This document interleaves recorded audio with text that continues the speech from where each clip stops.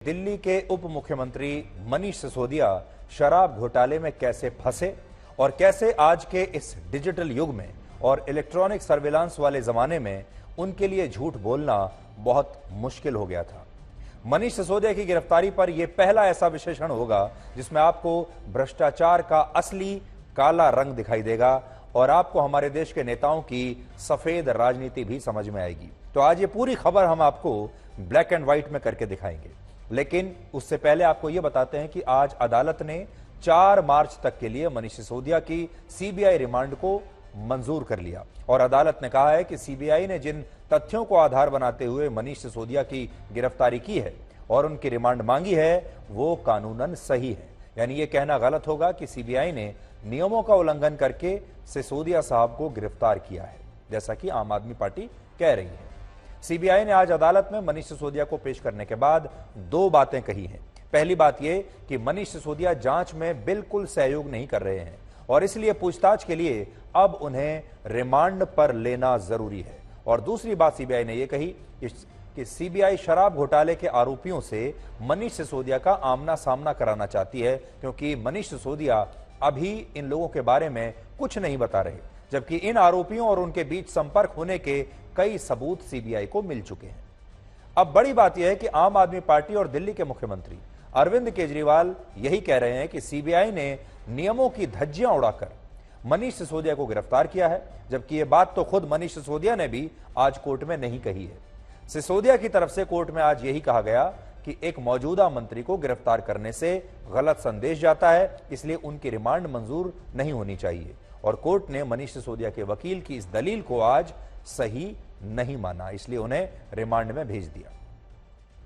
इस सब के बीच आज दिल्ली समेत अलग अलग राज्यों में आम आदमी पार्टी के नेताओं और कार्यकर्ताओं ने जबरदस्त विरोध प्रदर्शन किया और आज के दिन को ब्लैक डे के तौर पर मनाया गया। ये तस्वीरें आप पहले देख लीजिए। आम आदमी पार्टी के जो कार्यकर्ता हैं आज दिन भर सड़कों पर निकले रहे, क्योंकि ये एक बहुत बड़ा मौका है आम आदमी पार्टी के लिए, उनके कार्यकर्ताओं के लिए जनता तक पहुंचने का, जनता को इस बात पर यकीन दिलाने का कि आम आदमी पार्टी के नेताओं के साथ सही नहीं हो रहा, उन्हें निशाना बनाया जा रहा है, उन्हें शिकार बनाया जा रहा है, एजेंसियों का दुरुपयोग हो रहा है और ये लोग ईमानदारी से काम करने के लिए आए थे। ईमानदार नेताओं को किस तरह सताया जा रहा है, ये कहानी कहने का आज के दिन से अच्छा मौका और कोई हो नहीं सकता। इसलिए सीबीआई की इस गिरफ्तारी के बाद आज आम आदमी पार्टी के कार्यकर्ताओं और नेताओं ने पूरा जोर लगा दिया और आज आप ये भी देख पाएंगे कि आजकल हमारे देश में नेताओं की गिरफ्तारी को लेकर एक खास टेम्पलेट बन चुका है, एक खास फॉर्मूला बन चुका है। नेता अब गिरफ्तार भी बड़े स्टाइल से होते हैं और वो स्टाइल ये है कि गिरफ्तारी से पहले ये नेता राजघाट जाकर महात्मा गांधी को नमन करते हैं। देखिए, गिरफ्तारी से पहले सिसोदिया साहब गए राजघाट, वहां उन्होंने राजघाट पर नमन किया महात्मा गांधी को। अब महात्मा गांधी भी आज क्या सोचते होंगे? महात्मा गांधी अपने जीवन भर शराब का विरोध करते रहे। महात्मा गांधी जीवन भर ये कहते रहे कि वो शराब बंदी चाहते हैं। उन्हीं महात्मा गांधी के राजघाट पर जाकर, समाधि पर जाकर सिसोदिया साहब जो हैं उनसे आशीर्वाद ले रहे हैं, वो भी ऐसे समय में जब वो खुद शराब घोटाले में गिरफ्तार होने वाले हैं। इसके बाद मनीष सिसोदिया ने अपनी मां से उनका आशीर्वाद लेते हुए उनके साथ फोटो खिंचवाई, जैसा कि आजकल हर नेता करते हैं। आपको याद होगा संजय राउत जब गिरफ्तार हुए थे तब उन्होंने भी ऐसे ही अपनी मां के साथ जाकर फोटो खिंचवाई थी।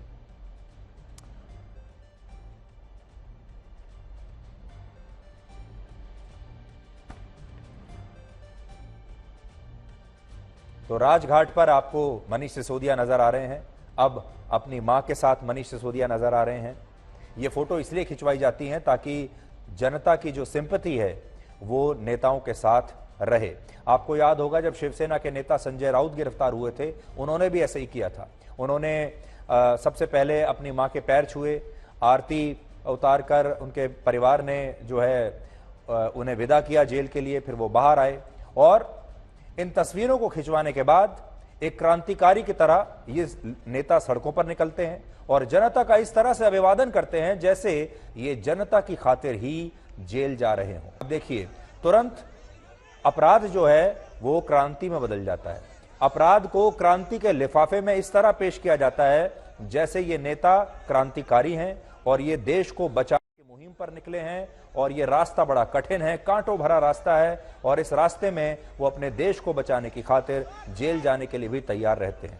और फिर इन नेताओं को एक जननायक की तरह जनता के सामने पेश किया जाता है और जनता बहुत सारे मामलों में इन्हें जननायक मान भी लेती है। और जेल जाने के बाद अक्सर ये देखा गया है, ज्यादातर नेताओं का जो करियर का ग्राफ है वो नीचे नहीं जाता, वो और ऊपर जाता है। जेल जाने के बाद ज्यादातर नेता और बड़े नेता बनकर निकलते हैं।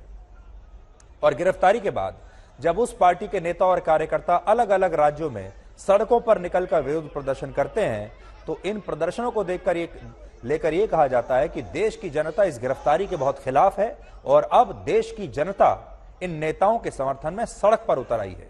और आज भी यही सब कुछ हुआ। आज आम आदमी पार्टी के कार्यकर्ता सड़कों पर उतर आए।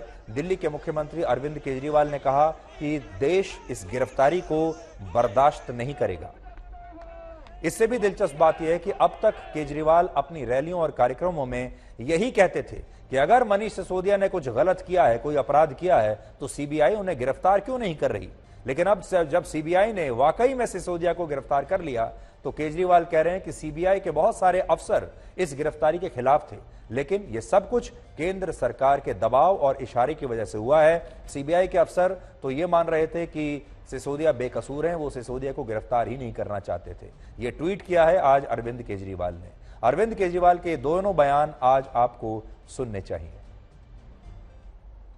एक शरीफ आदमी है मनीष, उनको आज इन्होंने गिरफ्तार कर लिया। तो हम देख रहे हैं किस तरह से पूरे देश के अंदर शरीफों को, देशभक्तों को, अच्छे लोगों को, ईमानदार लोगों को तो पकड़ पकड़ के जेल में डाल रहे हैं और जिन लोगों ने अरबों खरबों रुपए लूट लिए बैंकों के और वो इनके दोस्त हैं, उनके खिलाफ कोई एक्शन नहीं होता, वो खुलेआम घूम रहे हैं। मैं मोदी जी से और अमित शाह से, सीबीआई इन दोनों को रिपोर्ट करती है, अमित शाह जी को रिपोर्ट करती है और मोदी जी को रिपोर्ट करती है। उनसे पूछना चाहता हूं, अभी तक आपने जितनी फाइलें उठाई है, जितने केस किए हैं, उनका क्या हुआ? उनको तो कर लो, उनमें तो जेल भेज दो, उनका तो कुछ कर लो। मनीष सिसोदिया जी के खिलाफ केस दर्ज किया गया था कि उन्होंने अपने रिश्तेदारों को एडवर्टाइजिंग के कॉन्ट्रैक्ट दिए हैं। क्या हुआ? क्यों नहीं गिरफ्तार करते मनीष सिसोदिया को? क्यों नहीं गिरफ्तार करते उनके रिश्तेदारों को जिनको इन्होंने कहा कि ठेके दिए हैं? आपको याद होगा जब गुजरात में चुनाव होने वाला था तब अरविंद केजरीवाल ने कहा था कि आईबी की एक रिपोर्ट उनके हाथ लगी है जो ये बता रही है कि गुजरात में आम आदमी पार्टी जीत रही है और बीजेपी का बड़ा बुरा हाल है। उन्होंने कहा आईबी की ये रिपोर्ट है, ये तो सरकार की अपनी रिपोर्ट कह रही है कि गुजरात में आम आदमी पार्टी जीत रही है। तब सवाल उठे थे कि इनके पास आईबी की रिपोर्ट कहां से आ गई।